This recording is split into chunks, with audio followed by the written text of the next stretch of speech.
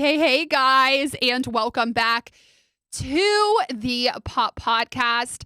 I am your host, and the irony of this conversation today, I have another entrepreneur. Him and I were good friends, like 5, 6, 7 years ago when I lived in Columbus, and when I scheduled him and we were going back and forth on social media, I'm like, and it's Ohio State game this weekend. Everything is kind of coming full circle. So I'm stealing a little bit of his limelight, but I brought a good friend and fellow entrepreneur, Nolan Vannucci, on the podcast today. He is the co-founder of Connect at the Bridge. So Nolan, say hello to the audience. Hello, everybody. Good to meet you. I'm excited to be here, and hopefully you guys get something out of this. I took some notes, wrote down some pretty deep thoughts, and hopefully you guys can relate to some of it. We're going to go real deep on it. So yeah. We'll get you talking.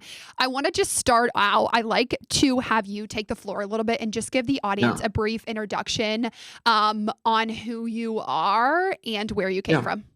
Sure. So I grew up in Dayton, Ohio, lived there until I went to college. I went to college at Mount Union, which is like a small private school up near Akron. I was happy to get out in 4 years, to get back to here. So I moved to Columbus 15 years ago after college. I've been here ever since. Before I get into all the details, I think I posted the other day something about my biggest regret is not living in another city in my 20s, which is something that I think about every once in a while. I'm always kind of like, man, I kind of missed an opportunity there. It's still there, but it's a lot harder to do the older you get and to uproot your life. So I've been here 15 years. I had, like most people out of college, I had a bunch of basic jobs. I worked at a bank and a call center. I did insurance. I did sales. I did that for about 4 or 5 years, and I landed at Morgan Stanley, which is kind of where the whole thing kind of starts with the entrepreneurial aspect of it. But they were pretty small in Ohio at the time that I started working there. And luckily they were growing, and I was able when I was young and hungry. And so I kind of moved up and got some good positions with Morgan Stanley over time.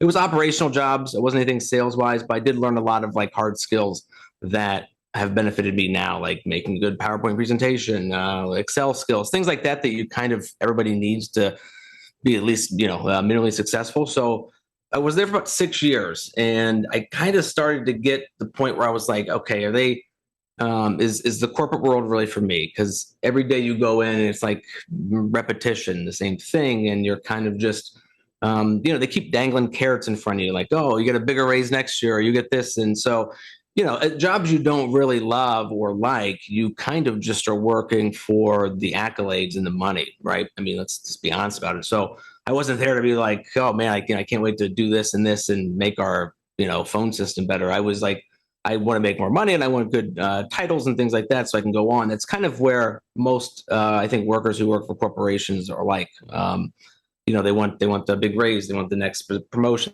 things like that. So I got tired of it about 6 years. The entire time that I was there, or just about the entire time I was there, I was bartending on the weekends. I just enjoyed it. The extra cash was nice. Student loans aren't cheap, so you kind of had to make sure you had something. And I met a lot of friends, and I met a lot of people that are, who I connect with now, who are actually going to help, make the bridge kind of a little bit more what it is. So I did that, and then I got an opportunity to take on like a director of operations role for the restaurant that I was bartending at. And I was going to take on that one and 3 other ones. And what kind of led me to take that jump was the point that I had been there 6 years and I was just kind of bored, right? We always, I heard this guy say one time, he was like, he was so excited that he was going to be there for another year and get like an extra week of vacation. And I'm just like, is that what I'm going to look forward to? Like, I have to look forward to just that's going to excite me. Like, that doesn't move the needle for me. Because I was like, that shouldn't be something that, somebody else would set for me, right? I started being like, I need more freedoms. I need to, kind of create my own path in my own life. And so when I heard that, it stuck with me. I still remember to this day. I remember who said it. I kind of remember where I was sitting too. It was one of those kind of moments. It was like a surreal, like, oh shit, like this is what I have. This is the life that I'm going down unless I make changes. And so when I got the opportunity to kind of jump over, that was the beginning of my entrepreneurial type, role in my life. I had done, as a kid growing up, I had, bought and sold candy, made a little profit there. I sold T-shirts to like our student section in high school and made money off of that. So I've always kind of had that little, niche to me. I'd go mow grasses when it was snowing outside. I'd go shovel driveways. You always kind of want to make an extra buck, right? Part of that was because we didn't grow up with a ton of money. So if I ever wanted like anything of my own, my parents just told me to go work for it. Right. I had a paper out when I was 12 and been working kind of ever since then. So I started the entrepreneurial aspect from that, which opened up like the freedom of time. Right. Because it's like I had places to be, meetings for that job, but most of it was like you just kind of work on your own. So that was probably the biggest adjustment I had to make.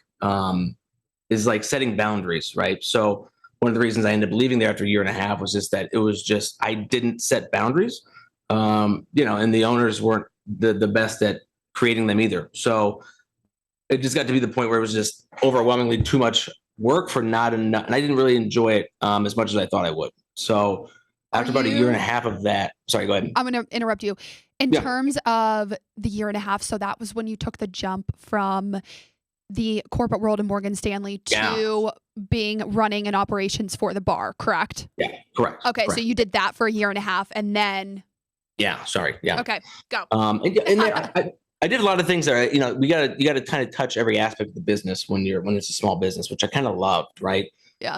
I kind of pride myself in being like a generalist, which is like I know a little bit about a lot, right? I don't know. There's not a lot of topics I know a lot about at all. I'll be the first to admit that, but I'm very good at knowing a little bit about a lot and understanding how they kind of connect.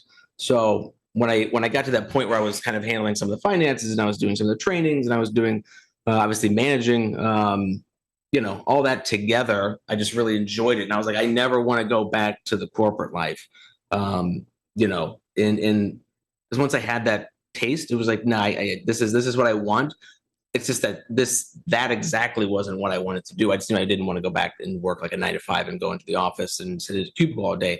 There's nothing wrong with that. There's some great jobs out there that do that, and people find that rewarding. It's just for me and the itch that I had at the time, which is a continual itch. It didn't go away. So I did that for a year and a half. But like I said, I didn't do a good job of setting boundaries, which is funny because that's like one of the things now that people who work from home are having trouble with is that because you're always on, right? In a sense, you don't have to be in the office to work anymore, that they always kind of assume that you're going to be like ready to work. And so I've been reading a lot about the struggles that workers have in terms of like they work all the time now because they're working from home as opposed to having to be in the office. Anyway, so I did that, and then I left there.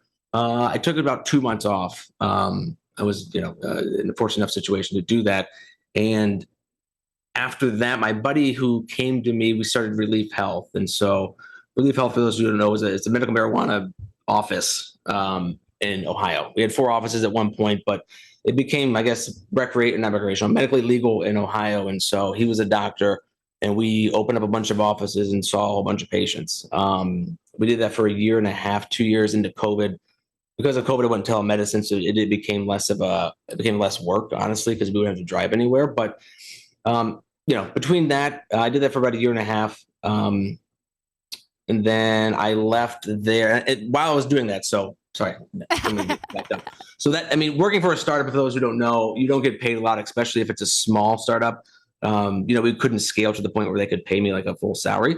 Yeah. But so I took a job back. I went back to corporate world. I was like, well, I need to get something that I know will be easy. It will support me financially and whatever. So I worked at Chase full time. I went back there. Well, JP Morgan and Morgan Stanley are different, but I worked there full time, like 9 to 5. And then Relief Health was on Tuesdays and Thursday nights. We would see patients.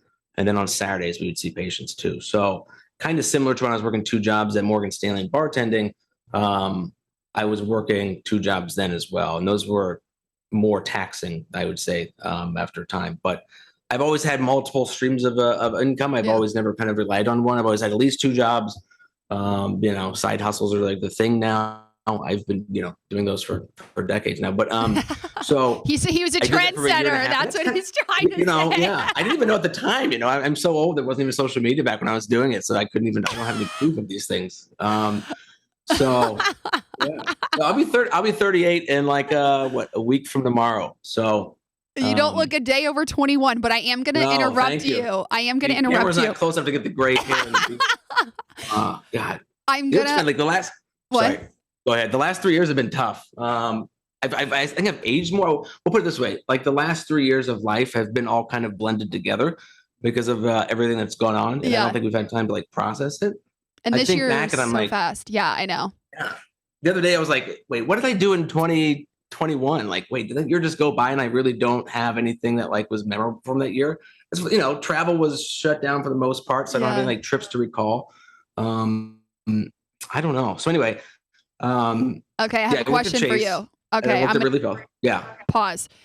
In terms of boundaries, I know this, we're going to take it a little bit far back. What did you mean in terms of setting boundaries for the audience if they're in Yeah. a situation where maybe they're struggling with overworking themselves or they're at a job that's in high demand? Elaborate a little bit more on what you've done in your personal life to create those boundaries and ensure that your professional and personal health is top notch. Absolutely. So this thing says you say yes until you can afford to say no type of thing. And that's kind of always what I've gone by. So there's going to be a point where you're going to have those long hours if you really want to get ahead. Like this whole work-life balance thing that they sell you on, if you really want to be successful and do something, that doesn't exist really, right? There's harmony between the two, but but boundaries in terms of like, I guess I don't know, it wasn't my company, so I wasn't fully I was invested in it, but at that point in time, I was just working too much. I was saying yes to everything instead of saying no. So get comfortable saying no. I think we're too worried about letting people down. It's like, hey, can you help me with this project? You can do this. And if I don't say yes, they might not like me. But like they've also been in that situation too. So if you say no to them, hope they'll understand. It's something that takes some time to get used to, right? It's a little uncomfortable when somebody says, hey, can you, do this or do that? I'm a natural kind of people pleaser in a sense, just because of all the jobs I've had, it's kind of had to be that way. But saying no is a big thing. And so just get comfortable saying that, but you're going to have to take some projects on if you're just getting your career started or just, obviously in entrepreneurial stage, you're going to work harder than there is, you're going to have times you're like, man, I'm tired. You know what I mean? I've been working a lot. So, but for the boundaries thing, yeah, you got to set them. It's hard if you don't set them right away, it's hard to revert back onto them because people just get into the habit of just relying on you for certain things or asking you for certain things and you kind of coming through and making it happen. So, yeah, I mean, I was working, 60, 70 hours. A lot of it was just being in front of people. And so I don't talk about this as much, and maybe I should, but like the social meter, right? Like you kind of get, when you're in front of people and you're talking to them all the time, it's like this on stage versus off stage thing that we just kind of talk about. When you're on stage and you have to have like this boisterous kind of personality or outgoing personality, that wears you out. It really does, because everybody who sees you, especially in the restaurants, are like kind of excited to see you, and so you got to kind of match their energy, whether it is your bartending or managing or whoever. People like to know people who manage restaurants. They think it's cool. It's like, oh, I know the manager, I know this, but man, that gets tiring after a while. Yeah.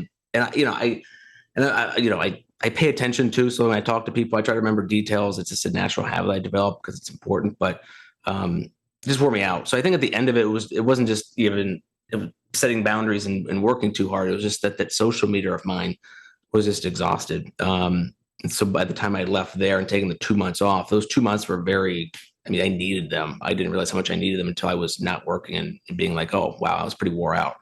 It's not saying you can't do it. It's just saying, just be careful when you are doing that. So anyway, I think we got a little off track, but no, I did Relief Health and Chase, and then I quit both of those a year ago, pretty much the day, which is, I didn't intend for that to happen. So we launched Connect the Bridge, or The Bridge. The official name is Connect the Bridge, but thebridge.com. We launched that at 8/22, which is like, 10 days ago now? Yeah. So a year prior to that, 8/20 was like my last day at both of those jobs. I didn't quite know what I was doing, honestly. But like that. going back to like the corporate world, it was just, I don't know. I think part of me was like, God damn it, because I took a job that was more like, I didn't say it was under me, but like I was way more qualified than it, but I just had it because I knew it'd be easy and I got to have time to kind of build Relief Health, right? I really wanted that to work out well. And so, yeah, by the time I left, I don't know. I was so ready to go. I was going down like this, I wouldn't say like dark place, but I was just going to a place where I'm like, where's this going? I'm not happy. And if I continue to go down this path, it's not going to get better. I couldn't see a way in which it got better in my current situation unless I just changed everything. And that includes like some relationships I had, some friendships I had, some things like that, where it's like I had to kind of like shed this past me, which is like, kind of this restaurant outgoing guy or somebody who's doing all this, to like, I need to reset everything. Because after like 15 years of working and doing certain things, and I just wasn't where I wanted to be. And I think we sometimes get down on ourselves because we compare ourselves to other people. It's like, oh, you're 37. You're just now doing this. It's like, yeah, but like, was that a big deal? But people always set expectations of themselves by comparing themselves to other people. I don't care about that too much, but when people do that, they shouldn't, is my guess, my piece of advice, because everybody's on a different path. Everybody has a different life. I mean, we make thousands of choices every week, and everybody's different. And so, although those two entrepreneurial things, which is, the restaurant and Relief Health, didn't really work out, it led me to here. So everything that I picked up, which is how to talk to people, how to read people, how to understand that kind of stuff, all the hard skills I picked up when I worked in the corporate world. And then for Relief Health, I pretty much did everything, right? I ran the marketing, I ran the workflow, I ran, the payment system, all that. So even though those things didn't work out, the takeaways from those prior jobs led me to be extremely confident in just saying like, I'm out of here, Chase. I'll see you later, and I'll figure it out. And I did. So it was cool. Transition. Go ahead. I think there's a lot of people, and this is a feeling that I've had, and I talk about my mentor on almost every single episode, but I think when you're in the corporate world, and you kind of gave the example of someone else, I was like, in a year, I get an extra week of vacation, and that's really what excites them. But you're sitting here like, is that really what I'm looking forward to? And it can be an isolated feeling, because I know for me, I was one, and I've had two other colleagues at other places out of all of the coworkers that I've had that are in alignment with my mindset. What advice would you give to someone that's in a similar place where they know that this isn't being fulfilled, but they don't quite know where to go, or if it's entrepreneurship, or how to navigate that uncertainty, but certainty in knowing that this isn't where I want to be in the long term? Yeah. So I think a lot of people, people have that kind of itch, and I'll take this a little different direction. Like, sometimes just talking about doing something is enough for those people to scratch their itch. And sometimes they read books and they try to figure it out. My suggestion to everybody is just do something, rather than just try to read about it or think about it.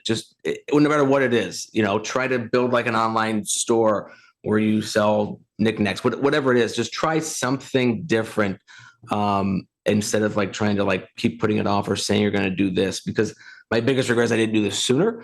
And my biggest regret is that we didn't launch the website sooner, right? It's like, just do it. The amount you learn by doing is just way more than it would be otherwise. So if you have that thought in the background, like, I'm not happy, I want to do more, there's going to come a point where you just need to stop talking about it and stop reading about it, because everybody likes to like read books and think that they're going to figure everything out before they do it, because they want to minimize the risk of like, launching a business. So they go read, Atomic Habits or whatever 6 times. But like, stop reading books and just do something, right? I mean, some of the things I've learned from the most are like those like non-fiction books that have nothing to do with business, because they teach you different things of life. So anyway, just do something, anything. I don't know, just go to a garage sale and flip some stuff. Whatever it is. I don't want to sound like some guys on the internet, but just see what that itch is, and you'll figure it out. Like, you got to trust yourself to figure it out. You're smarter than you think you are. And if you have to do something after work late at night, or do something on the weekends and sacrifice some things, you're going to have to, right? You have to make sure there's a short-term sacrifice for long-term success. You got to do those things, if you want to be where you want to be, because you're at game days, right? She talks about game days. There's going to be times where I'm not going to have to enjoy the game because I have to work, right? And that's okay. You can't have both. You can't be where you want to be, from a business perspective, and also enjoy every little thing in life. There may become a point where you become so successful, then fine. But I think we're all trying to achieve that. But in the meantime, it's just going to have to happen. You're going to have to sacrifice things a lot. So get used to that and just do something, instead of just keep putting it off. You also mentioned something which I think, and I know Gary Vee has talked about, that he says one of the biggest mistakes that people in their 20s make is their relationship with time.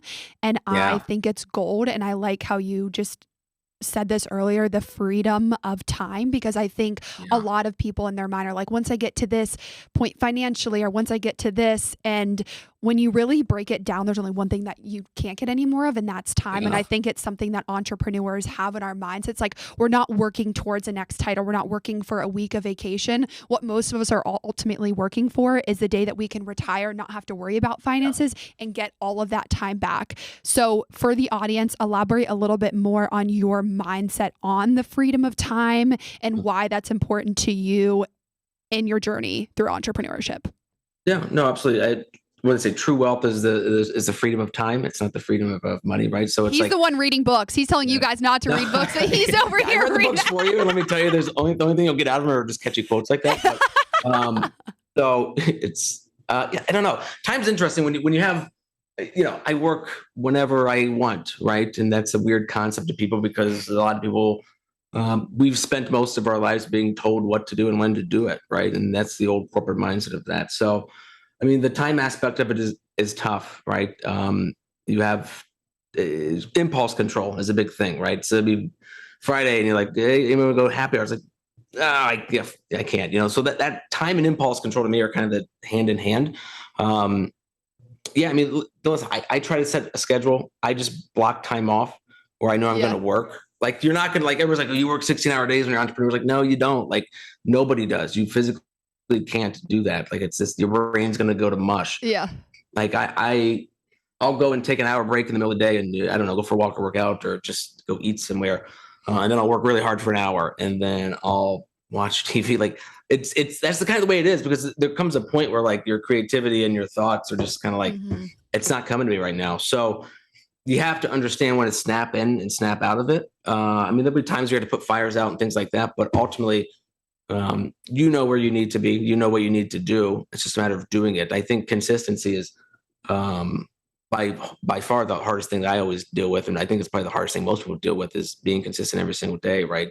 You're never going to find motivation to work every day. It's just, I think it's garbage. People tell you that when you wake up, unless you're just a strange person, there's days you're just not going to want to work, even if it's working for yourself or you love it. Like, you're just going to be like, man, I really wish I could lay here because it's raining outside and it's 60 degrees and you want to, watch a movie that somebody's been talking about all week or so. There's things that come up that absolutely do that. Yeah. That doesn't go away, the not wanting to work thing. Now, when you do work, you feel a lot more fulfilled and you're happier and you're excited to where it goes. And you might want to actually work more than you would if you're at the corporate job. But, managing your time is just, it's tough. Don't be hard on yourself. You're going to miss deadlines. Absolutely in the beginning. Cause like when you're getting going, you don't know how long things take at all. Yeah.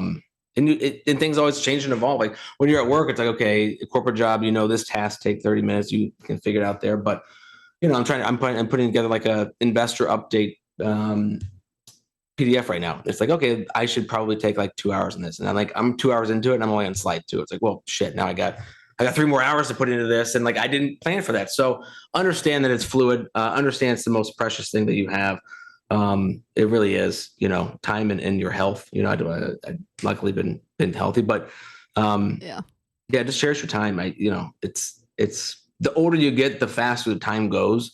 There's some reason for that too. I forget what it is, but months fly by, days fly by, you wake up and you're my age, which is, getting old, but I feel great. But, it's true though.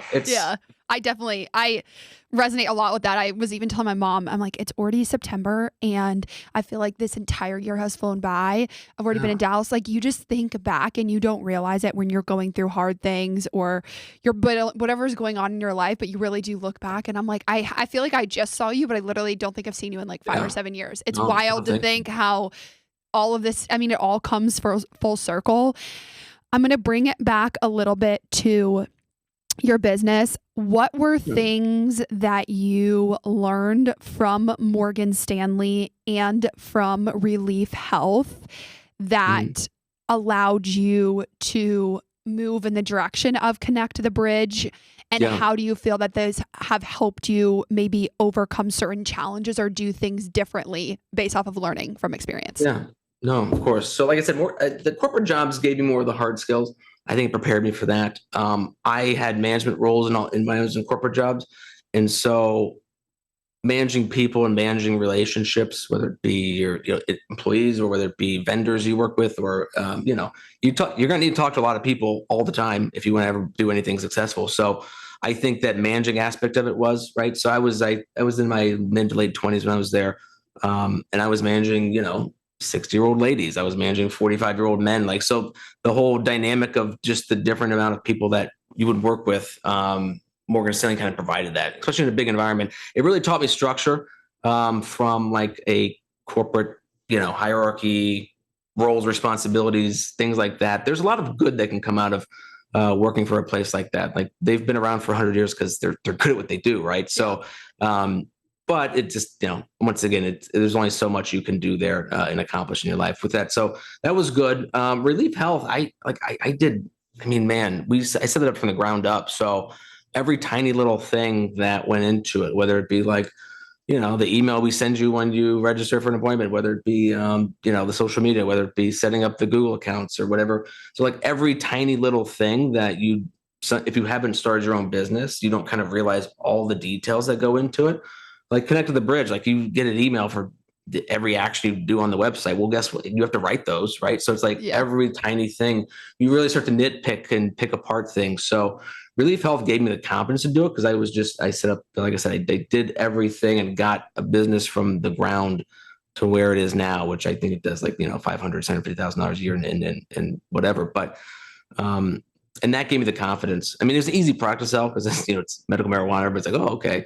So it wasn't like it was that was the only thing I didn't get. It was like the sales aspect of it, which I'm a naturally kind of salesy guy anyway. I don't try to come off that way, but it was an easy product to sell. But there was also an insane amount of competition. And there are a lot of roadblocks too. A lot of people didn't want to work with you because you were tied to marijuana, or competition who spent a ton more money than you. So you get creative, do things out of the box, really think differently because we didn't have the money to spend like some of the larger ones. So that taught me a lot about competition, really more than anything, and just kind of setting up all the details, but it helped me a lot. What were 2 or 3 of your biggest takeaways from starting a business from the ground up that you would want to share with the audience, whether that's advice when you're starting a business or whether they're mistakes that you made that you're looking back on now, like, hey, I wish I would have done this a little differently? Yeah. Your first try with everything, right? When you do something new, probably won't be great, right? They always talk about iterations, right? They say 10,000 hours, but some guy says 10,000 iterations. You have to have change and adapt and change and adapt. Everything's fluid. So that'd be the biggest thing is like, don't get so hard on yourself when something doesn't work exactly the way it should. Also be patient. And that's the hardest thing too, because it's like, you really are putting in, if you fail at like a corporation, there's so many backstops where it's like, you don't really ever fail or nothing ever really doesn't not work out. Right. And with Relief, it's like, we're going to do this new, we're going to spend a bunch of money in newspaper ads and do it like this and try. It's like, and then you just wasted $10,000 on newspaper ads. And so you're like, oh shit, like that didn't work at all. But we can get better next time, right? You take away from it. You have to understand like a lot of stuff you're going to do. You think it's going to work and it doesn't. I mean, it's tough. So one of the biggest things when you're starting a business and running it is to get continuous feedback from your users. They'll give you everything that you need to like be better, right? So they're like, oh, I like this, I don't like this. So no matter how much you think keep getting feedback from them because things aren't going to work. So be patient and iterate as much as you can to make things better. But probably the two biggest takeaways. What did you learn most about yourself personally through that journey that you feel is going to set you up for success in the bridge or Connect at the Bridge? Yeah, no, absolutely. The year that I had off, I took a year off of work without which is wild. One day I'll tell the whole story, but go. Today's your day. We're going to be here all day. We're going to, listen, there's some stories in there that I don't want the police knocking on my door. I'm kidding. But it's like somebody, I forget where I read it, but somebody's like, what's the one thing that you would do over when you went to start your business? And it was like, take time off, like 3 to 6 months off. And they're like, it's honestly right. Because you're in such a mindset. This is a sign, guys. I'm currently laid off of my job and I've never been laid off and it's 2 months and I want to start a business and I'm like, you're onto something. Keep going. I just interrupt you. It doesn't really like kick in until like 3 months after like kind of decompressing from the old life. I don't know how to tell you that. I mean, I wish I could tell you something different, but those first like 3-4 months, like I didn't have anything kind of, I had some ideas. The bridge was a huge idea. Then it was a small idea. Then now it's landing somewhere in the middle. But man, those first 3 to 4 months, like I shouldn't say this a lot. Like I didn't do much of anything. I'll be honest with you. I just needed to decompress. I think I didn't realize how like down a path I was going that I wasn't happy in a sense. Not to open that up too much, but like I went on a lot of walks. Part of it was in the middle of winter. So it was like, depressing outside here in Ohio. So I didn't do a lot. And even when I tried to do work, it didn't really come out right. My ideas weren't really flowing. And then all of a sudden, like it kind of just clicked. I don't know. Like I've always been, obviously I 2-3 jobs at one time. I've always liked to work. Work doesn't scare me. I don't mind putting the time in, but like, I don't know, those first 3 months or so, I mean, caught up on sleep. I did all kinds of stuff. Right. So I just wasn't ready to like go down that path. And I think it had to kind of switch your mindset into being like, okay. And now it's completely on you. Whereas before there's, like I said, when you work for a corporation, there's always that kind of fallback. Like if you fail, you don't really fail. Unless you really fucking fail, they're not going to fire you. So that having that kind of backstop, I kind of had to like get rid of that mentality. I don't know how to explain it really unless you go through it, but I wasn't fully ready to like dive into this until probably 4 months after like quitting. How did you know that? So you didn't launch Connect at the Bridge. You took a year off. How did you know it was time for you to leave Chase? And I read that you put in your letter, I will create the life I want, which I think is gold. And obviously everyone listening knows that you're very direct. It must be the Ohio NS. But how did you know it was time for you to leave? And I always ask 2-part questions. I need to stop doing this. But the second half of this is, how did you overcome that fear of being like, okay, I don't have a next step, but I know that leaving is the best choice I can make for myself? Yeah. I mean, tangible things. I was calling off a lot, which is not something I like to do. I just was waking up and being like, shit, damn it. Like every single day when you wake up and you go to work and you're like, I don't know if you live for the weekends because you have to work. That's not the best thing. Right. So I was kind of like that way. And I was just waking up every day like, man, really? This is where we're at? And I don't know. That's kind of where it was. I got to the point where I think they started making us come back in office and I went to work from home.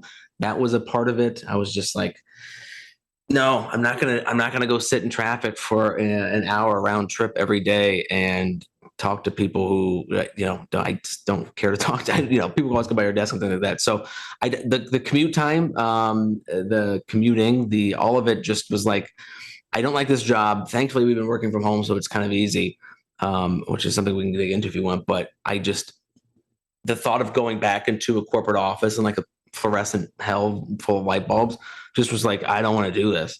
I can't do this anymore. And I think when you're really desperate like that, that's when real change happens, right? If you think about like, I don't know, anything in life, you have to be desperate enough to want to make the change. And I was at the point where I was like, I'm really not happy. Like depression's a thing that it can be like your whole life, but there's 2-3 month, 4-month periods in your life where you can certainly be depressed. And I think I was going down that road and I could just kind of feel it coming. And I was like, if I don't throw my hands up now and just say like, fuck it, it's not going to be good in a year from now. I'll just be even more unhappy, excuse me.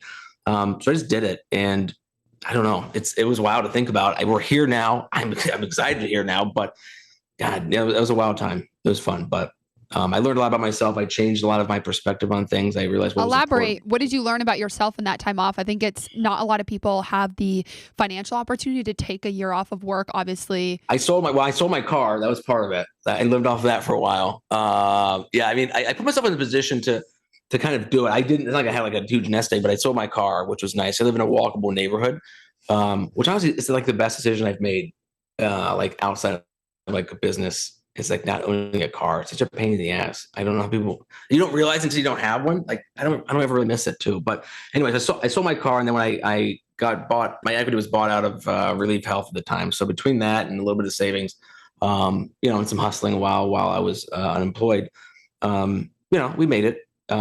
it got close at times, but it was fun. So what I learned about myself, I think a lot of I realized that I was filling up other people's cups instead of filling up my own. I wasn't spending enough time on myself. I was that guy who was scared to kind of say no. Like I like people to like me. Yeah, it probably comes from my childhood or something. Who knows? But I like that, and so I was. I realized that like this is it. Like I'm 30. I keep bringing my age, but like that kind of starts to set in. You're like, man, if I don't do this now, like I'm never going to do it. And that's kind of true. People always say you can do new things whenever, but you can't be a 50-year-old guy doing a startup, right? Especially because I want to have a family one day. Like this is the time. And I thought to myself, okay, I can either do this and it sets myself up for the rest of my life and it's successful, or at least brings me new opportunities or whatever, or I don't do it and I go down a path of like, nothing. I don't know. So I just came to the point where I had to make a decision. It's hard to really explain, but if anybody who's ever been there and listens to this, they'll understand. So that's kind of what it was. I was just like, I don't know. I saw myself as like, this will change the rest of my life if I do it correctly. And if I don't make this, you regret the things you didn't do. You don't regret the things you did do, right? And so I regret not moving to a different city when I was in my 20s. So if I didn't do this now, my only regret, if I had one, was not to do it earlier, I guess. You mentioned that it was about 4 months into your year long without employment that the idea for Connect the Bridge. Walk the audience through where that idea came from. Were you always passionate about the recruiting process, or how? I mean, obviously you had a background in finance, so it seems a little in a different direction, but no, I get it. Walk us through that. So I mean, hiring is a pain in the ass. Nobody likes it. Yeah. Honestly, like most people don't like it. There are parts of it that are fun. You can talk to people, you meet new people, you can help your company grow. But like when I was at Morgan Stanley, I would do a lot of interviews and hire a lot of people. When I was at Relief, I was in charge of 2 employees there. And then in the restaurant industry, you're always hiring. So it was like we were hiring, 5, 10 different people a week sometimes at all the different restaurants. But so hiring was always a pain point, right? They say you start businesses because of what you've been through and what you know. And I was like, well, this is kind of a thing. I like helping people. I thought when I was like back in high school going into college, I was like, man, I want to be a teacher, but they don't get paid enough. And I was like, that's literally the thought I had in my head. So I've always wanted to help people. I like working with people. I like, the most satisfying thing to me is like helping other people, because that's like the best thing you do for yourself. I think it feels the best and you feel like you're making a difference. So this gave me the opportunity to kind of really help a lot of people, right? I mean, Connect the Bridge it's a hiring marketplace for those who don't know or who hasn't, whatever. It's for small businesses, and then we're going to add a whole freelance piece to it for local freelancers as well.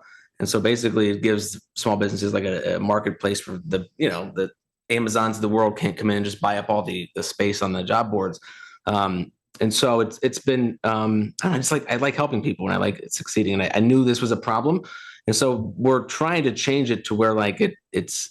We just set the system or structure up for you, and all you have to do is just focus on getting the right candidates for you. So we make it really easy for small businesses, because when I did the ones that I had or worked at the small business that I had, there wasn't really a process, because a lot of times when you're just starting out, you don't have standard processes for things. You just do them, right? And so we're trying to just create a very simple process for small businesses to hire and give them a level playing field and go from there. It started out kind of like as like I wanted to like do courses, which is going to be part of it anyway, and just like have local freelancers do courses, and then also do my own things like that, where I can just teach people new skills, teach people how to kind of like, be a freelancer in a sense, because that's kind of what I thought I was going to do. So it started there, and then it morphed into like this kind of community building thing where we're going to have the resources page where we have courses, but we're going to have individuals from Columbus write articles, and help people out that way, just connecting people all around the city with opportunities. And so I already kind of did that, which is part of the thing. Like people were like, hey, do you know somebody for this job, or can you help me out, or do you know anybody for this? And I would always I guess I kind of have an answer. So between hiring being a pain in the ass when you work for small businesses, and then also the fact that I kind of just between all the different jobs that I had and just kind of being when you're front and center in a restaurant, you meet a lot of people.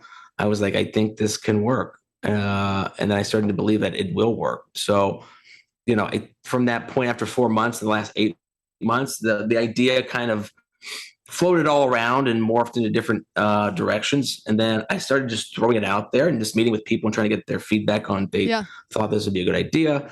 And then I luckily, I mean, look, like I said, I've met a lot of people. I had a buddy of mine who used to live here. I worked with him at Morgan Stanley of all places.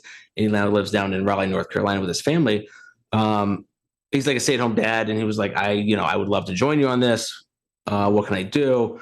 And then he ended up literally just learning the code base that we use for the website. And he's the co-founder who kind of developed the whole site. I'm in charge of everything, the marketing, the design, how we're going to get people on there and how we're going to work, because it's based out of Columbus and he doesn't live here. So it's on me, but he came up and was like, let's do this. And then from there, for the next 3 or 4 months, we kind of just like shot things back and forth on design, on, the name, on all kinds of stuff. And we kind of just morphed into it.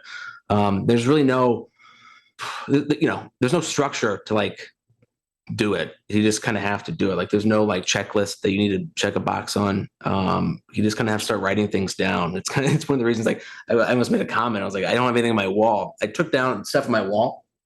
I just put up like large sheet paper and just started like writing shit down, and then like doing like, skeleton web flows for the website and how we want to kind of work, which we're going to add to obviously, but it just kind of came out. It just started flowing out. I was like, I know all these things. I can do this. And as you start to like really build things, your confidence kind of grows. And then from there, it's just a matter of executing. There's going to be times though, I'm sure we're going to talk about this here soon. I mean, there's times where I'm scared shitless, right? It's like, oh, okay, we're launching a website, and the feedback you're going to get, once again, we all worry about what people think of us. And so, that day was pretty nerve-wracking. I don't consider this too nerve-wracking, but I was talking to Zach, who's a co-founder. I was like, this would be so daunting. I'm like, well, I'll be fine. But things like this, I'm gonna go to like hiring events and meet people face to face. I'm gonna do events and I'm gonna speak at places, and I'm gonna, I have to kind of be this more public person than I was before, especially the last 3 years prior to that. The whole social media aspect of it too. Like I was never really super active. And so like the thought of recording myself in a video and like putting it up for people to judge me all the time was like kind of nerve wracking. Once again, not to bring up the age again, I didn't grow up with social media. I didn't grow up with cell phones. Yeah. It's not like second nature to me, like it is a lot of people, just to like whip it out and start recording stuff and like walking down the street. Like the thought of me like walking down the street right now and recording myself talking is just like, scared the shit out of me a little bit, honestly. But you just got to do it, and you just got to not care. Like people really don't care that much as you think they care. I think it's a big takeaway. Like people, you're gonna be like, oh my god, what are they gonna think of me? First off, who gives a shit, right? Second off, they don't really. I promise you, they don't think about it as much as you think they do. I always ask the question, when you're going through obstacles or challenges or fear in your life, I think a lot of people, you kind of touch on it, a lot of people don't take the action. They tell people, the number of times I've heard of ideas of businesses, and I always just say, just go do it, because the difference between you and the person that's super successful is not usually how talented it is. It's just the fact that you execute. Like I've heard so many people like, I want to start a podcast. I'm like, so where's the podcast? Like you just have to execute on that idea if you want to get somewhere. And it does seem so cutthroat, and it seems kind of harsh at times. My friends are always like, you're so intense or you're so abrasive. And I'm like, it's just the reality of what's in front of you and what you need to do to be successful. But for people out there listening that are going through an obstacle in their life or are going on or embarking on their entrepreneurial journey similar to yours, what advice would you give them for overcoming, whether it's feedback or people disagreeing with them? I think there's a lot that kind of goes into it when you're doing something that everyone else is not doing. Yeah, no, that's a good question. So I every once in a while I get sucked into TikTok at night. I think a lot of people can relate to that. I've had to delete it like 4 times. I get off my phone, these stupid videos. But anyway, there's actually a decent amount of content that I actually like if you follow if you curate your page right or whatever. Yeah. And so like there was a video, I'm sure you've maybe even seen it. It's like Tom Hanks and a bunch of actors at the table, and they ask kind of a similar question, and he just says, this too shall pass, right? So like when times are good, this too shall pass. Like everything is fluid in life.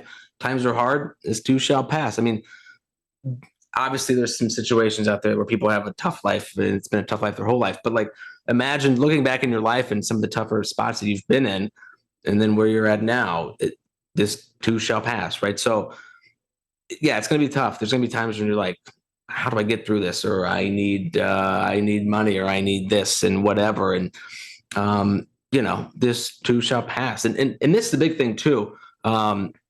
and this is going to answer the question at the end of the podcast a little bit, but lean on your friends and family. Sometimes don't be scared to kind of ask for help. I can't preach that enough. People care about you. They want you to succeed mostly. And that whole like helping others helps you thing. Well, they also feel the same way. You're not unique in that respect. So lean on them, honestly, like get a coffee and just talk to them.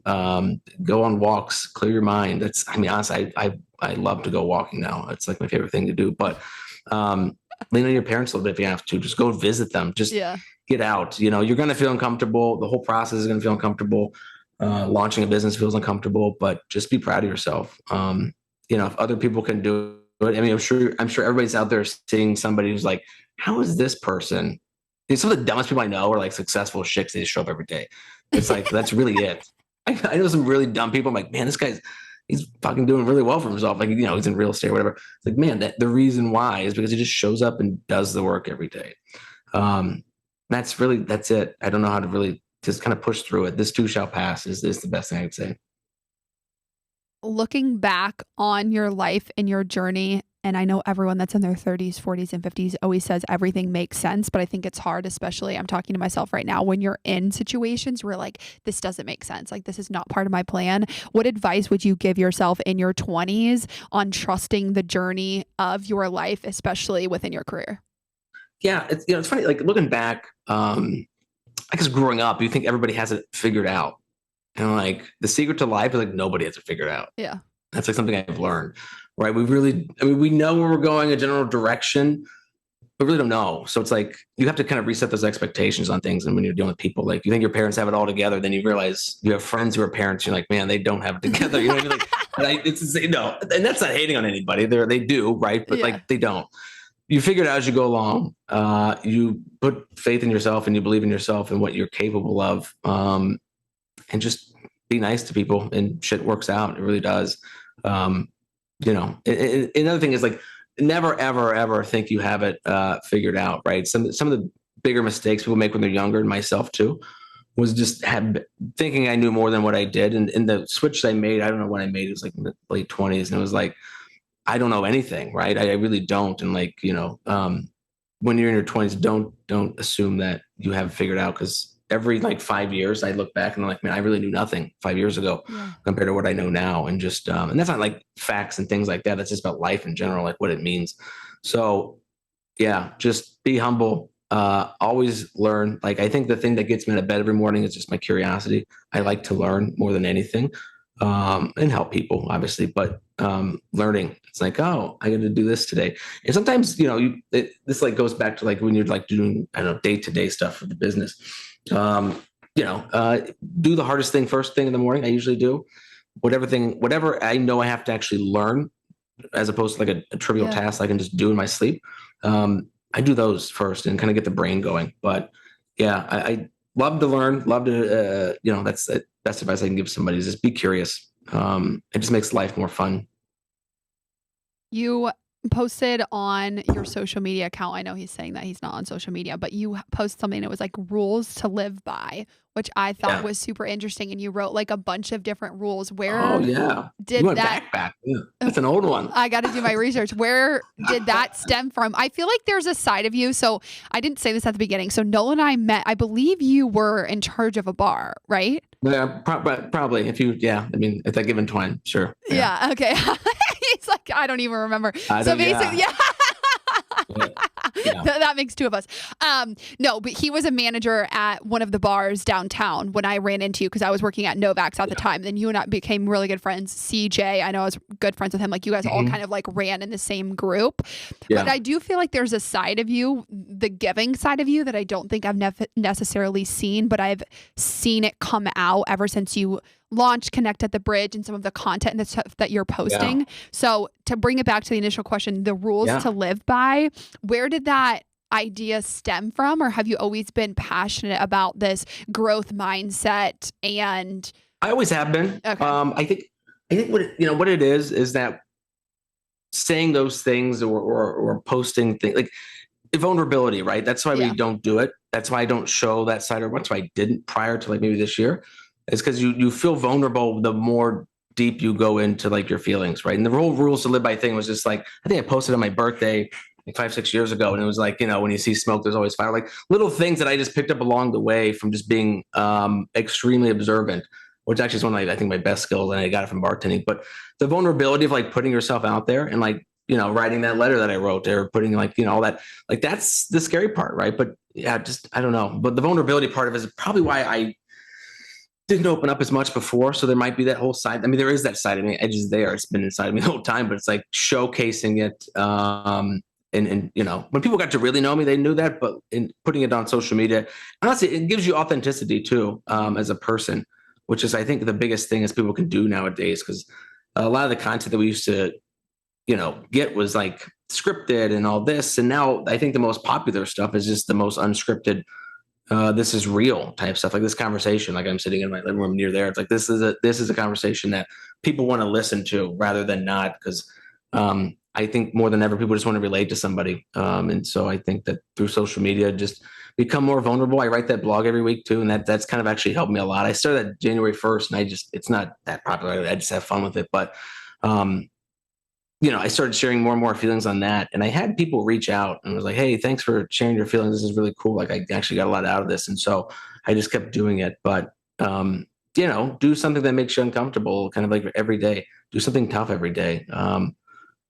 Talk to a stranger. I don't, sorry, go ahead. Why this year? Why do you feel that this year? I think vulnerability, and I actually had this conversation with one of my coworkers because he opened up to me a lot, but he would always tell me that he was the opposite. And I was like, maybe it's because I'm someone that I feel like can bring out the vulnerability because I'm very open and like will make fun of myself. Like, I don't give a shit if you're going to make fun of me. I'm probably making fun of myself first. Like, oh, my hair looks bad. Yeah, I already know I didn't do it. But why do you feel that it was this past year? Do you feel it's age, or what kind of flipped in your mind that you started to lean into the vulnerability and recognizing that that's not a weakness, it's actually a strength? The strength. It really is. You get to learn a lot about yourself. Probably the best skill that I wish I would have started a long time ago was like writing every day. The clarity that brings to your mind and just like, learning about yourself, when you write and actually putting words, like there are some things I write that I don't post, but like they're pretty deep, right? I don't know if, maybe you kept a diary when you were younger, kids did that and maybe that helped them be I more Love Nolan was one of them. I'm just kidding. That's funny. That was, I'm kidding. Okay, go. Now he's like, oh god. No, that's good. That's good. That's good. I know where I was going now. Thanks. But yeah, I don't know. You say journaling. You're talking about journaling and what that taught you. Sometimes I would have people like, I don't know. Like I have a friend of mine who was also kind of like, not being vulnerable enough and wanted to do it. So we help keep each other accountable. Accountability partners, I guess, in a sense. We don't do it anymore because we're good now, but do it with somebody who also is kind of there, right? Taking it, I'd rather jump than fall type of thing. So just do it. That we have more control over it and you can kind of do it from there. But it's only helped me tremendously figure out, I guess, kind of who I am and where I want to be in life. And also like really helps, get clarity on other things as well. I don't know. I mean, it's helped people. They reach out to me all the time and it's a good feeling. It's cool. How do you feel that leaning more into vulnerability as a strength has changed who you are as a leader and the way you lead people, especially now being a co-founder of a business? Yeah. Good question. I think, authenticity goes a long way, and authenticity, I think is a byproduct of vulnerability. I would rather work with somebody or do business with somebody who is more authentic than not. I think that's the best thing I can give you. If people think you're real, right? Rather than just like, I'm trying to sell you something, it's just kind of what it is. I was like, hey, I was like, hey, I'm wearing a hat. Like this is what I would wear. So I was like, I don't want to, by putting I was listening to a podcast the other day, Stephen Bartletter guy, CEO, and he was like, when I go on stage now and give speeches, I don't wear suits anymore. I wear like, track suits or nice pants, whatever, because that's just kind of who he is. And he said that the people that consume his, content, noticed it. And so I don't know, just, be yourself, be vulnerable, but you'll learn so much. It's the best thing you could do is write every day and just be open with people. There'll be some things that you'll always want to keep to yourself. And honestly, maybe probably should we all could go see a therapist. I probably could benefit from that too, because there's some things that I probably haven't opened up about to people. I know there is. So, those things you need to get out, because you don't even know how they kind of affect you. Thinking back to like when I was growing up, it's like, why do I want people to like me so much? Is it because my parents didn't give me enough affection? That could be it. I don't know. But people like things like that, like you really start to learn who you are. And this past year, the biggest thing is I had time to think, right? Yeah. I think we're so busy with work and fucking social life and all that stuff.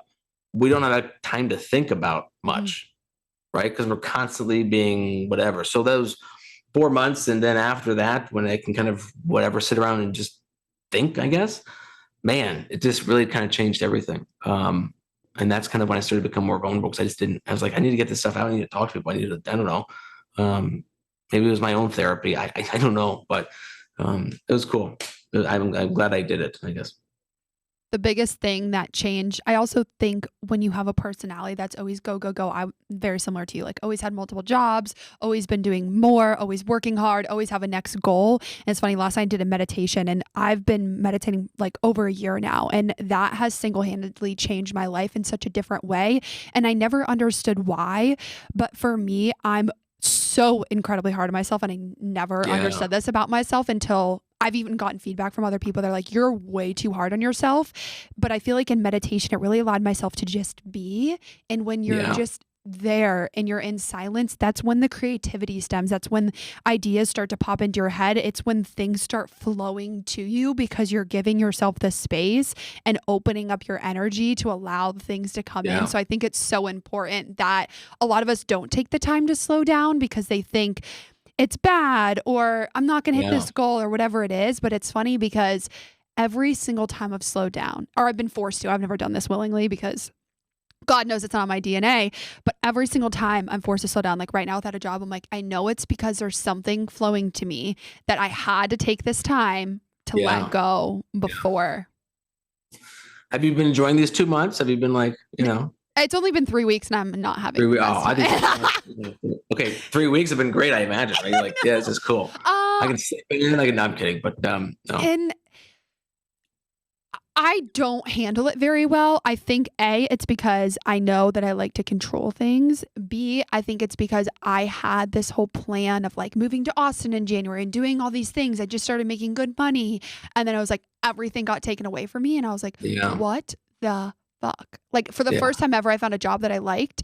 And it's funny because Michael, the producer back there, he's like, this is going to lead you to where your entrepreneurial journey is. And you would have never taken this time. So I was like, I know there's a reasoning in the whole thing, but it's hard when you're going through it to be like, what the hell? And my mom's like, why don't you start dating? And I'm like, oh, hi, I'm Erin and I don't have a job. Like, no, Mom. Don't even get me started on that. Yeah, I know.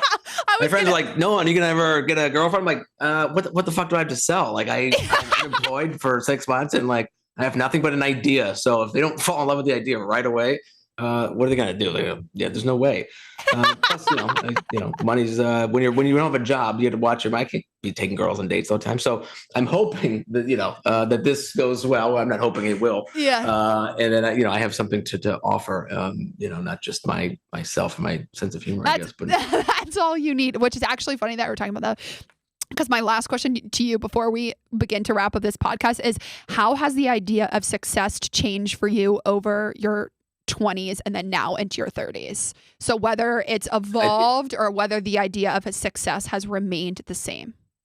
Oh, it's changed completely. I used to value things, right, a lot more. I used to think emotionally a lot more, which I think is a whole like brain developing thing. I don't want to get into that, but like now I think logically about things. I don't think with emotion near as much. Emotion is still a part of it. Understand that feelings come and go, but my thought of success now isn't so much of like buying the next thing, because like we live in like a society now. It's like for those 12 or 10 years that I was working in the corporate world or whatever, every time you got a raise or you got a new job or better whatever, it's like you increased your shit, right? You got a nicer car eventually, you got a better apartment. It's like you never really feel like you're actually doing better, because the amount of money that you have left over every month is kind of the same, because you just keep increasing your shit. right? So like my mind has shifted away from that to like time, right? We talked about it earlier. It's like I would rather have freedom of time than wealth. I guess. I mean, I think they come in hand. To be honest with you, because Yeah. you can't have freedom of time unless you have wealth. But like, you have to understand, like, it's going to take time to get there. You're going to have to Yeah. sacrifice time to get there. The thing is, like, the timeline of life is shorter than you think. I sounds weird saying that out loud, but like it kind of is, I mean, hell, these last 3 years, I feel like COVID just started yesterday. It's like been 2.5 years since 3 years. So like time goes fast. And so, that's definitely changed. And so my wanting to get more time, is now my like main thing. I'm working towards that. That's what keeps me moving. And honestly, it's a lot more motivating, and it's a lot more whatever. I don't know the quite word I'm looking for, but like the thought ahead of like what things will look like in 5 years if things go well is a lot more attractive than they were like 10 years ago, when I thought like, oh, I'll have a nicer house, or I'll have this. It's like those things don't really matter. I just want to spend time with my family, my friends. I didn't get a chance to travel as much as I would like early on, experiences or whatever. So I'd like to have more experiences, I guess, vacations, things like that. But I can't get there unless like these next 5 years or 3, 4, 5 years, I work really hard and then push it to get there. But the end of the road or end of the tunnel where I want to be looks completely different than it did like 5, 10 years ago. I love that. I think too, that's one I've noticed that about myself, and I talked to my financial advisor about that too. He's around your age, and he's like, I always thought like I wanted a nicer car, I wanted a nicer house, I want all this thing, and he's like, now it's the complete opposite. And it's so funny because I do feel like for me, it's always been the opposite, and I just think I don't know where this came to me. I definitely have always been an old soul, but for me, it's always been about time. And I'm like, I just don't really care about it. Like once you buy that nice purse or you buy the nice car, it's just like, it just sits there. It's a very fleeting feeling. But for me, like going on trips or spending time with my friends or spending time with my family, like obviously you want all of the nice things, but at the end of the day, I would much rather make the sacrifice to have more time and spend time with the people around me than have those material things now. I also think it's instant gratification, which I think a lot of our society is about, versus like delayed, or I don't know the other one, but it's like instant gratification versus delayed like, gratification. Delayed gratification. I think when you lean towards the delayed gratification, you're leaning more in towards time and things that are a long-term success versus, I get $100 now, I'm going to spend it. Or if I invest this $100 now, it's going to look like a lot more than that in 10 years. So, I mean, the instant gratification thing is real. Everything we have at our fingertips. And not even social media thing. It's like, I want food. Like I can order it and it'll be in 10 minutes. That's so, I don't know. Like, it's great, but like, is it? Has it made us fucking lazy? Has it made us less social? Yeah, absolutely. Those side effects of it are actually not good. But yeah, delaying gratification is big. I still struggle with that. I imagine I'll struggle with it the rest of my life, but it's something every day that I think about. I look at my screen time. I'm always like, oh, that's not good. But what are they gonna do? I mean, get off your phone. They paint a nice picture of like this whole like founder life, but like it's some days are all different. It's fun. I love it, but some days you don't get a lot done. Some days you get a lot done, and it's not like a constant hustle like they say it is. It's impossible to be like that. That's a good reminder. All right. Well, I want you to pimp yourself out. I'm going to put everything in the show notes. I know I repeat this in every single episode, but where can people, so you're only in Columbus in terms of the recruiting, but shout yourself out, market yourself in terms of your business. Personal stuff is at Nucci Man. That's my username across all platforms. So Instagram, Twitter. I'm a big Twitter guy. I really like Twitter. Oh, okay. It's not good for the business because there's nothing there, but the last name is Vannucci, so it's a good play on the name. So, and then connecttothebridge.com. If you're in Columbus, visit it, sign up, do all that fun stuff. If not, if you have questions, feel free to reach out to me. Like I said, I love helping people. I love talking this kind of stuff. When Erin asked me to be on the podcast, it was a no-brainer. I was excited to do it, actually. And so, I mean, Nucci Man across all of them. Bridge. You'll see my profile.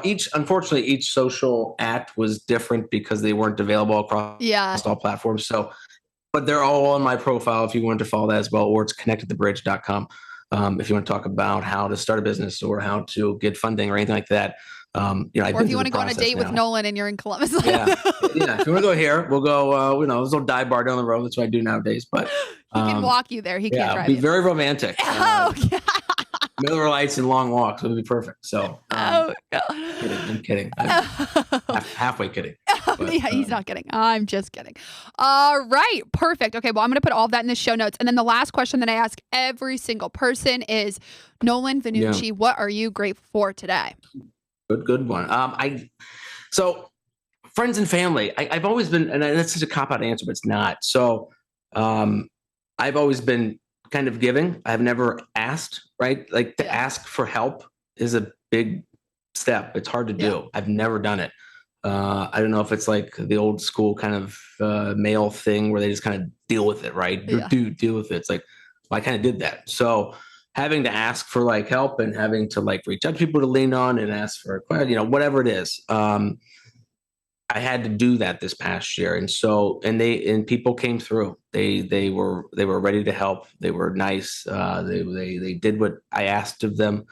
Instead of filling their cup up and being kind of that guy who was always kind of there for them, I actually had to turn around and kind of like cash in some of my goodwill. Not that I calculate that shit, but like I had to ask them for help, right? So it was like for them to, nobody was even like, most people weren't even blinking an eye. They were just like, yeah, what do you need? What can I do?